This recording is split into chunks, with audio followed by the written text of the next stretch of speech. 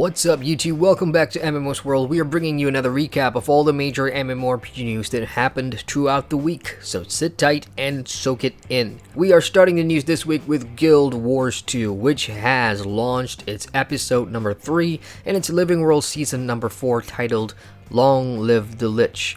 The new episode takes place on the map of the Domain of Korna, and the main story continues as players race to take down Palawa Joko, the game's current main antagonist. There's a brand new mount added to the game, the Roller Beetle, which happens to be the game's 6th mount in total, and having played it now and finished the entire episode, we have to say that the Roller Beetle feels great as a mount because he can speed around really fast and do some cool things too, like drifting on the landscape. And as for the story itself, without giving away too much spoilers, I think if you enjoy Guild Wars 2 and you've been up to date with the story since the Path of Fire expansion, you will find it really enjoyable to finish. Moving on now, and Funcom has launched the Imperial East Pack, the first ever DLC for its open world survival game Conan Exiles. The new content in this Asian-themed DLC introduces a range of new items and building pieces inspired by the Eastern Kingdom of Kitai.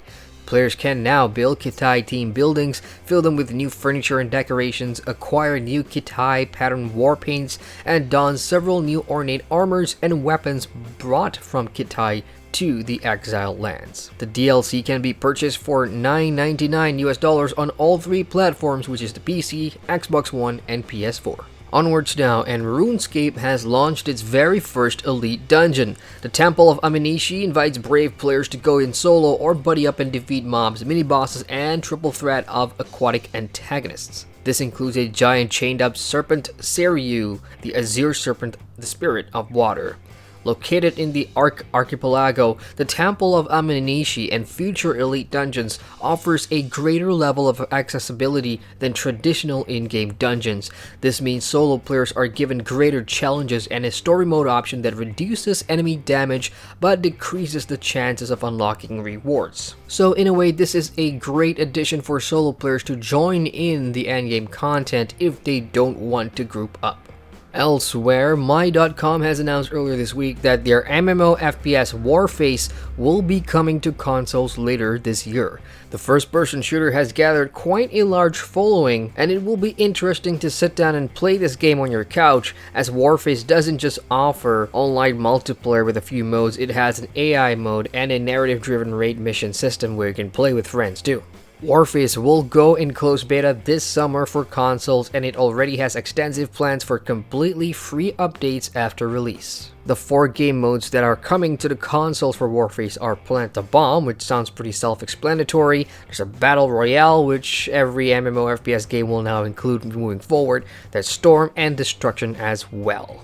Up next, if you missed out on the last MapleStory 2 closed beta, do not worry because Next in America are going to be holding the second closed beta test next month. The event will run from July 18th to August the 1st, and players can already sign up to play the test at maplestory2.nexon.net. As always, Nexon wants you to know that MapleStory 2 will have a bunch of new content, updates, tweaks, and improvements, and more.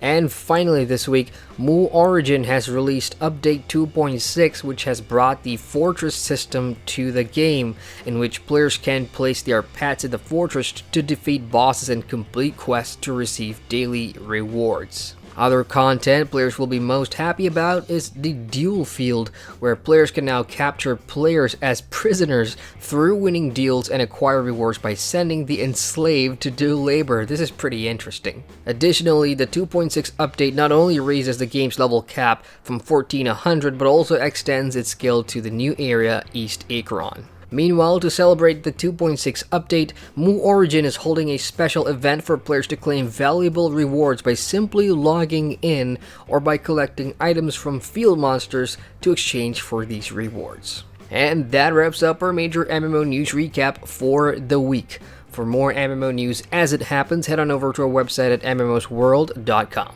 Don't forget to like the video and subscribe to the channel for more MMO content. As ever, I'm Adrian from MMOSWORLD, signing out.